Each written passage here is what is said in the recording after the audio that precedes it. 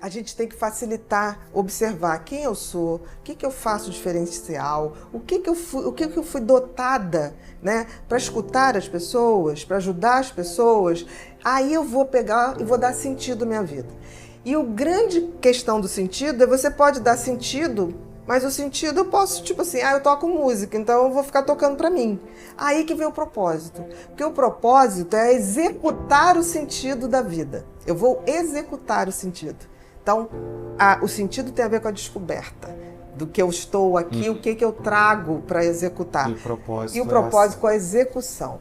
E eu digo uma coisa mais, que quando você descobre o sentido da vida, você executa na forma de propósito, e você divide esse sentido da vida com os outros, aí é a glória da vida.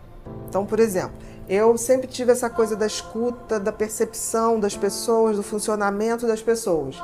Eu sabia que isso era um diferencial. Eu fui escolher uma faculdade que basicamente era para ajudar as pessoas. Dentro disso, eu sabia que era ajudar em termos mentais. Eu fui fazer psiquiatria dentro da medicina. E aí agora, como eu vou exercer isso? Eu vou exercer isso na atividade pública, eu vou exercer isso numa atividade particular, eu vou fazer isso escrevendo sobre isso, palestrando sobre isso. Eu fui vendo vários propósitos em dar esse sentido de dividir com as pessoas o conhecimento. E isso faz todo sentido. Eu digo uma coisa, quando você sabe para o que você veio, e você começa a dividir isso, fazendo bem para você e para as pessoas, você faz o que eu digo que é ser um ser humano completo. Que a gente está aqui para evoluir, a gente não está aqui para ficar perdendo tempo, não fazendo nada. Uma pessoa sem propósito, que é a execução desse sentido, em geral, ela pode deprimir, ela pode adoecer, porque a vida deixa de ter sentido se ela não tem um propósito de executar. Muitos adolescentes meus fizeram medicina. Eu, durante um tempo, até me perguntei, será que eu sou iatrogênica? Quer dizer, será que eu estou influenciando demais? Mas se tornaram belíssimos médicos. Já tive muitos que foram para a música, eram pessoas ligadas à matemática e se descobriram músicos. Artistas Também. Então, assim, eu sempre digo isso, eu queria me aposentar aos 60 anos e fazer uma empresa de uma agência de talentos, mas não de talentos, é para descoberta, porque eu sinto o seguinte, se a gente identifica esse talento, esse dom muito cedo, a gente evita tanto sofrimento. Porque aí a gente já bota a pessoa nesse propósito. Porque eu fico com muito medo, porque eu recebo muito e-mail assim, eu não tenho a menor ideia qual o sentido da minha vida, eu não sei. Todos nós temos. E vem com a cola. Eu digo que Deus deu a cola. Se você tem uma habilidade maior para uma coisa, certamente aquilo está dentro do que você tem que fazer. Não vem em vão, né? Tipo assim, eu cito várias pessoas, eu já vi pessoas assim que têm uma habilidade com bichos que é surreal. Tipo assim, eu tenho uma paciente e amiga que qualquer cachorro na rua vai atrás, ela em um segundo senta, levanta, sem nunca ter conhecido. Isso é um dom. Ela nem vive disso, ela tem uma coisa de fazer, ela trabalha com imóveis, mas assim, isso é o sustento. Mas não é o sentido da vida dela, porque muitas vezes você não pode viver ou se sustentar daquilo que você gostaria de dar sentido à sua vida. Mas isso não impede de você dar sentido e propósito. E se realiza muito, né? Sim, com certeza. Então, eu acho isso tão lindo, porque eu acho que o talento, o dom, ele é a maior certeza de que a gente foi criado com um determinado fim. O livre-arbítrio não é escolher exatamente o que você vai fazer, é executar a sua tarefa para o que você nasceu. No Nordeste tem uma frase que eles falam, a gente é para o que nasce. Eu acho lindo isso, a gente é para o que nasce. Que é exatamente essa coisa, você já nasce com dons, você já nasce com talentos. O que acontece é que a sociedade da gente vai distorcendo isso. Aí você vai e começa a ganhar um dinheirinho fazendo uma coisa. Aí você acha que aquilo, se aquilo gerou dinheiro, você entra naquilo e depois não sai. As pessoas confundem dar sentido à vida e sustentar a vida. Não é. Então você pode ter um emprego que não é o sentido da sua vida, mas você pode arrumar tempo para fora dali desenvolver. Quem sabe um dia você consegue viver do sentido da sua vida, né? E fazer disso um grande propósito. Aí é felicidade plena.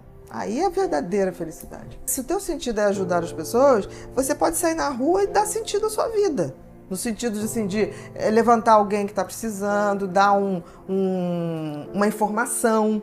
Isso tudo você está dando sentido à vida. Agora, o propósito é quando eu torno isso um propósito de vida. Eu vou executar todas as minhas ações em cima de me tornar uma pessoa melhor ajudando os outros. Pode estar exercendo sentido mesmo quando a gente ainda não está dando um propósito maior. Porque o grande propósito da vida é a evolução.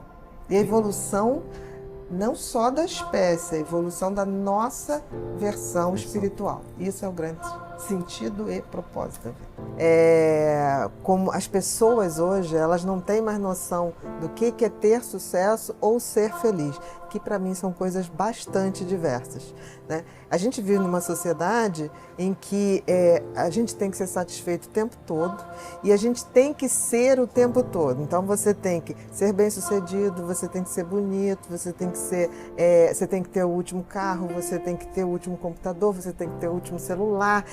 É uma violência de tanto ter que eu acho que as pessoas se perdem. E isso ficou muito atrelado ao conceito de sucesso, né? Como se sucesso fosse uma sucessão de coisas que você tem que fazer e que nunca tem fim, entendeu? Eu fico muito preocupada com isso. Isso não tem nada a ver com felicidade, porque felicidade é um conceito ao contrário.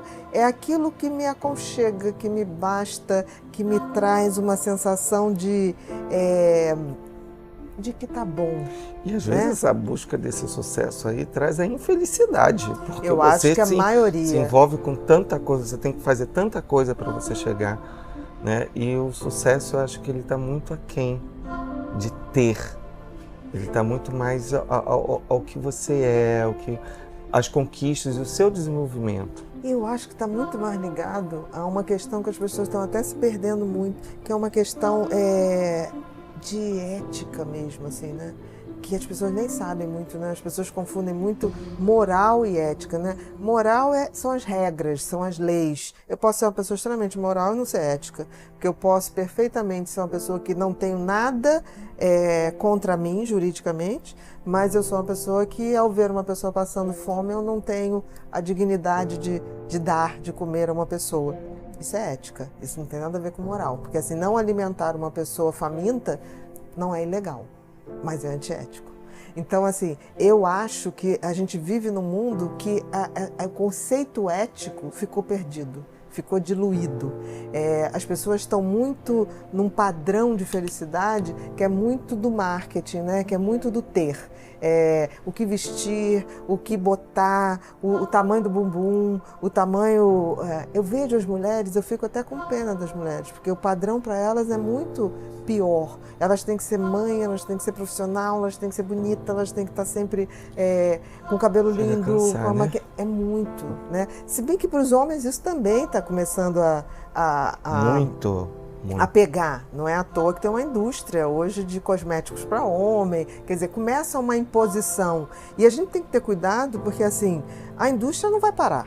Ela vai criando necessidades. E é isso que eu estou falando. Felicidade não tem nada a ver com satisfação o tempo todo de necessidade, porque sempre vai ser criado. O sucesso tem muito a ver com poder. Eu acho que ele pode virar uma droga se você não souber administrar. Porque é óbvio que ele traz um prazer imediato, mas um prazer imediato. E é interessante que as pessoas se comportam no auge como se o sucesso fosse durar o tempo todo. Nada dura o tempo todo, nem a gente. Né? Então, assim, você fez um sucesso, a pessoa passa a ter um padrão de consumo como se aquele sucesso fosse continuar. Não vai continuar. Então, assim, a grande dica que eu coloco, tipo assim, você chegou num topo, porque assim, todo mundo chegou no topo, vai descer. Ninguém se mantém no topo o tempo todo, não é possível. Assim, na história da humanidade é assim também, não é a pessoa individual. Para você se manter no patamar, você tem que... se você for o tempo todo se manter no sucesso absoluto, você está deixando de ser você. Você está criando um personagem E se você enquadrando tá as perdendo necessidades, a identidade. A identidade, a essência das coisas. Exatamente. Né? E nem assim vai conseguir, porque tem uma data, as coisas têm uma data, tudo é datado. Então, aí a pessoa vai, quando ela está no topo ganhando dinheiro, e que nem tem tempo para gastar, né? Quando a pessoa está super no topo, ela não tem nem tempo para gastar o dinheiro, aí ela compra fazenda, compra casa de não sei o que, casa de campo, casa de não sei o que lá, e depois para manter aquilo é um inferno, entendeu? Então as pessoas têm que desacoplar sucesso, felicidade e coisas materiais. A pessoa tem que acoplar a felicidade a um conforto interno, que eu acho que tem muito a ver com a consciência, que aí tem que ter aquela coisa de reflexão, de sossego, de pensar no que eu estou fazendo, no que eu estou sendo. E geralmente quando a pessoa está no auge do sucesso, ela não tem nem esse tempo para parar. Porque a pessoa faz muito sucesso e ela vira um produto muito rápido e que tem que ser consumido muito rapidamente. Isso acontecia muito frequentemente com os jogadores de futebol, que todo mundo dizia, jogador de futebol tem que ter um cuidado, porque eles sobem, depois desce, a carreira é curta. É um curto prazo. Exatamente. De tempo, né? Eu acho que continua acontecendo, mas eu acho que eles até estão lidando um pouco melhor, ou então estão sendo muito mais bem remunerados e conseguem administrar, ou alguém administra isso para eles. Mas, assim, eu acho que isso está acontecendo em todas as carreiras. E não é à toa que o que está acontecendo hoje, o índice de depressão e suicídio subindo de uma forma epidemia, né? Ano passado, 2017, foi o ano que a Organização Mundial de Saúde dedicou o ano à prevenção do suicídio e o combate à depressão. Então, assim, isso já prova que geração é essa, que ocorre, assim, muito mais gente está ganhando dinheiro, né? Muito mais cedo. Eu costumava dizer que quando se falava, há muito tempo atrás, 1 milhão, fazer 1 milhão era uma coisa. Hoje, fazer 1 milhão não compra um apartamento de 4 salas na Zona Sul. Então, assim, tudo vai ficando muito desproporcional. Então, as coisas estão muito mais caras. As pessoas, quando ganham dinheiro, ganham muito, mas também a queda vai vir, não tem como. Então, tem que ter esse preparo. A não ser que a pessoa viva de corrupção, né? Que eu acho também que vai começar a diminuir isso. Tomara, né? Não, eu acho que é um processo que não tem volta. Né? Você vê as pessoas sendo presas. Outro dia eu estava vendo um ex-diretor da Petrobras que devolveu 246 milhões. Para ele devolver 246 milhões, ele ter roubado muito mais. É incalculável. Isso seriam cifras incalculáveis quando a gente tinha 20 anos. Falar em 1 milhão já era uma barbaridade. 246 milhões era muita coisa. Então, assim, eu acho que alguma coisa está mudando. Eu acho que as coisas estão começando, as pessoas estão começando a ver assim que todo ganho tem um preço. Não tem jeito. O dinheiro muito fácil, ele vai ter um preço. Não existe essa coisa que nunca vai pagar. Vai pagar. Eu costumo dizer que tudo na vida tem um preço. E a gente sempre vai ter que ter isso muito claro e ver o que a gente está disposto a pagar. E a gente sempre tem que ver o seguinte, as escolhas que a gente faz vão despertar os deuses que vão nos iluminar ou os monstros que vão nos assombrar. Aí a escolha é nossa.